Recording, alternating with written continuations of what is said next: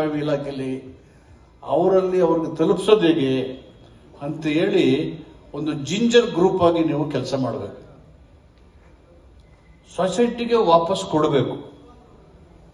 ಅದು ಕೊಡದೇ ಇದ್ರೆ ಅಂಬೇಡ್ಕರ್ ಹೆಸರು ಹೇಳೋದಕ್ಕೆ, ಈ ಸಂಘಟನೆ ಕಟ್ಕೊಂಡು ಮಾತಾಡೋಕ್ಕೆ ನಮ್ಗೇನು ನೈತಿಕತೆ ಇದೆ?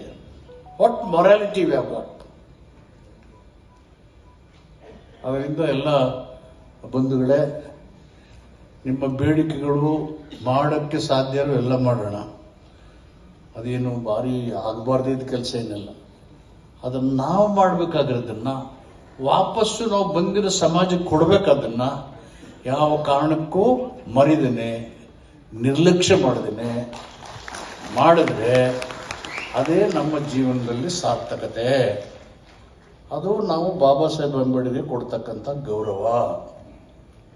ಅದೇ ಹೇಳಿದ್ದಾರೆ ಅವರು ನೌಕರರನ್ನು ಉದ್ದೇಶಿಸಿ ಹೇಳುವಾಗ, ನಿಮ್ಮನ್ನೆಲ್ಲ ನಂಬಿ ಕೋಟ್ಯಾಂತರ ಮುಗ್ಧ ಜನರಿಗೆ ನಾನು ಮೋಸ ಮಾಡಿದೆ, ಅನ್ಯಾಯ ಮಾಡಿದೆ, ಅವ್ರಿಗೇನು ಗೊತ್ತಿಲ್ಲ, ಏನೋ ನಮ್ಮನ್ನು ಓದಿರೋರನ್ನ ಬುದ್ಧಿವಂತ ಅಂತ ತಿಳ್ಕೊಂಡಿದ್ದು ನಂಬ್ಕೊಂಡು ಅವ್ರನ್ನ ನೊಂದ್ಕೊಂಡು ಕಣ್ಣೀರು ಇಟ್ಕೊಂಡು ಹೇಳ್ತಾರೆ, ನೀವು ಸ್ವಾರ್ಥಿಗಳಾಗ್ತೀರಿ, ಆಗಬೇಡಿ ಅಂತ ಹೇಳಿದ್ರು. ನೊಂದ್ಕೊಂಡು ಕಂಟಿದ್ರು ಹಂಗೆ ಹೇಳಿದಾರ ಅಂತ ಅನ್ಕೊಂಡಿದ್ದೀನಿ ನಾನು.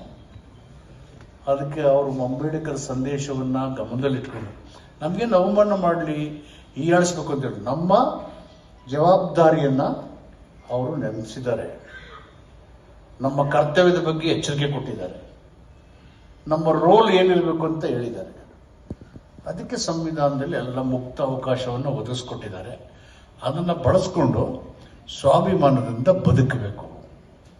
ಅದಕ್ಕೆ ನೀವು ಪ್ರೇರಣಾ ಶಕ್ತಿಯಾಗಿ ಕೆಲಸ ಮಾಡಬೇಕು ಅಂತೇಳಿ ನಿಮಗೆ ಶುಭ ಕೋರಿ, to ಕಂಬ್ಯಾಕ್ಟ್ inequality.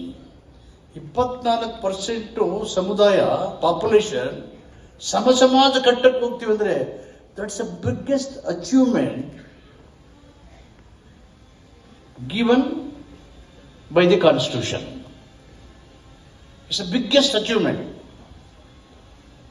SC/ST in particular, others in general, put together have to combat inequality and to march to achieve the goal of sustainable development.